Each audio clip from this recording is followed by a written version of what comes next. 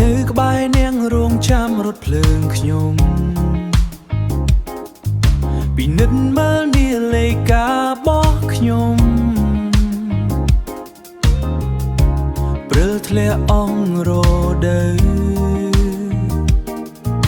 នេះគឺជាព្រិលចុងក្រោយដែលយើងនឹងឃើញនៅទីក្រុងតូក្យូអ្នកត្អូញត្អែដោយសោកសៅព្រិលធ្លាក់ខ្លាំងដឹងពេលធ្លាក់បន្ទាប់ពីដើកើកាលនៃការបន្លំច្រើនពេ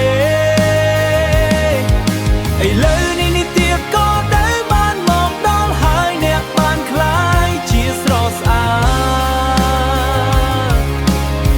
ស្អាតជាងឆ្នាំមុនទៅទៀតអ្នកចុចមុខយោបញទល់នឹងបង្អួចនៃរថភ្លើងដែលកំពុងផ្លាំងទី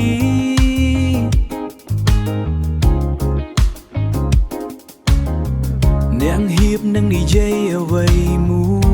យខ្ញុំខ្លាចបមាត់របងและចង់និយាយថាលាដូច្នេះខ្ញុំមើលចង់ពេលវេលាកន្លងផុតទៅអ្នកជាកូនរបស់ខ្ញុំនឹងធំឡើងដោយមិនដឹងខ្លួនឥឡូវនេះរដូវផ្ការីកបានមកដល់ហើយអ្នកបានคล้ายជាស្រស់ស្អាតស្អាតជាងឆ្នាំមុនទៅទៀតខ្ញុំនៅតែនៅលើវេទិកាបន្ទាប់ពីអ្នកចាកចេញខ្ញុំបានមើលព្រិលធ្លាក់ហើយរលីឥឡូវនេះរដូវផ្ការីកបានមកដល់ហើយអ្នកបានคล้ายជាស្រស់ស្អាតស្អាតជាងឆ្នាំមុនទៅទៀត